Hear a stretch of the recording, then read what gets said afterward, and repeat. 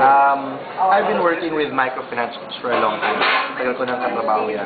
But admittedly, ang micro kasi is a much smaller sector than small. Small, you need in the millions pa rin yan ang kailangan mo. Ang micro is in the thousands. Nakita namin na at least sa microfinance, a non-collateralized loan can work with the right support, the right business development support, the right capital infusion, the right access to market services. Yung isang micro business mo, kaya mong palakihin, kaya mong maging sustainable. Now, that has to grow. So micro, meron ka ng tumutugon, which is microfinance. You have the rural banks and of course some development banks providing support for mga small and higher, no? There's a gap in between, na butas. Which is, yung mga micro na lumalaki, wala pa rin assets yan, no? Wala pa rin silang collateral. Pero, at the same time, they're already, yung needs nila, lumalapit na dun sa mga needs ng small enterprises na mayroong collateral. So this is the gap that has to be filled up. And sometimes this gap can be filled up either by microfinance groups. Some NGOs want to fill this up. Some were talking about a parang angel investor fund, startup fund, di ba?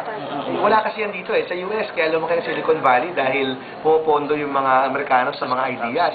And they knew that not all of their ideas would make money. Di ba? There would be some that would fail. But there would be a few, the Googles of this world, or the Apples of this world, yung pinondohan, lumaki talaga. Yun yung kulang sa atin. No? That confidence isn't there yet. But I do know, at least sa sector ng mga entrepreneurs, marami dyan have great ideas that need to have funding. So we can work on this missing gap ng funding. Yung micro, at least yan, meron ng tumutugon, kulang pa ng support, pero tumutugon na. Yung mas malaki, these days, ang interest rate natin napakababa. So talagang kung gusto mo magtayo ng negosyo, kung meron kang collateral, it's a good time to borrow now because ang baba ng interest rates natin, di ba?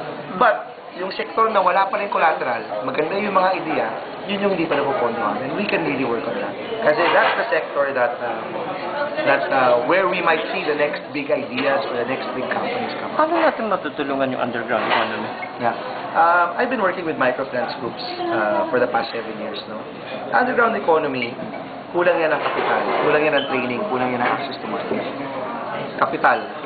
Sa microfinance, even just a few thousand will help them be able to build up their business. At some point, they will need more money to make their business even more, grow even more. 5,000 lang naman ang minimum.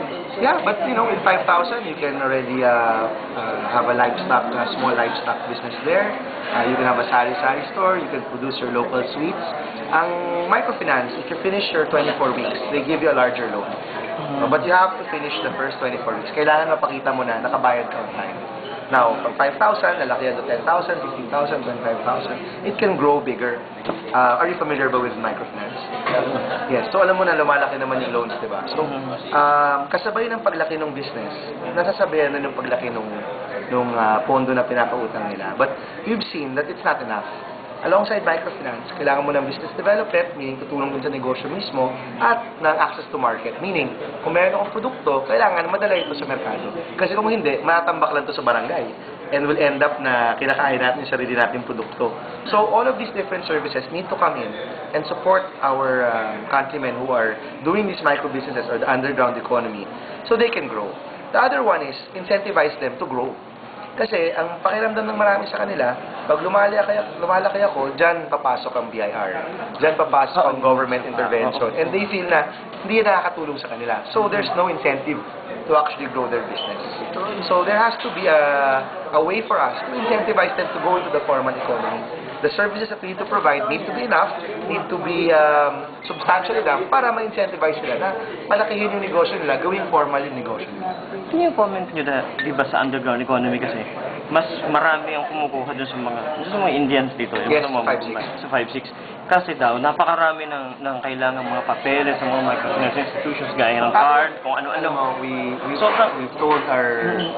told them many times, kung umutang ka sa 5-6, talo ang negosyo mo. The interest rate is just too much. It's too restrictive, no? Kahit anong patong mo pang ibigay mo dyan, hindi ka maaabot dun sa hindi mo maaabot. May study ba tayo nun? Kasi may mga kilala kami na mas malaki ang kinikita nila sa 5-6. No, alam mo, it's very hard to make up the payment. Unless their business, napakalaki talaga ng margins nila. Kasi it's mathematics naman, di ba? Yung interest rate mo is your hurdle rate. No, yung cost mo plus your interest rate, that's what you need to hurdle sa business mo. Yung mga produkto mo, kung mataas yung margins mo, baka kaya mong bayaran. But for most of the informal economy underground economy or informal economy ng mga negosyo, yung margins naman nila, hindi naman kalakihan rin eh. So, eventually, magka-catch up yung mga costs na yun. And it's going to be very hard for them to pay that back. Maybe cash flow, akala nila na bayaran nila. But at the end, hahabol yan.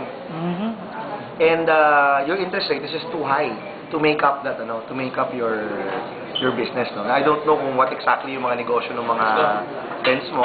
Pero if their businesses have really large margins, then baka viable sa kanila yan. Maybe in that case, mataas margins nila. But you can rest assured, pag tingnan mo na yung financial statement nila, makikita mo na ang laking part ng kita nila sa interest rates. Now, ano ba yung hinahanap ng mga microfinance groups? It's just a little work. It's not that much. Ang microfinance now caters to about 4 million Filipinos. Most of those 4 million Filipinos hindi yan nakatapos ng high school. And yet, they're able to put together a business plan. So, konting sipag lang yan. Konti lang, and they'll be able to borrow at much better rates, better support, and regulated by the BSP. So, I would suggest talaga for more people to go into microfinance rather than 560.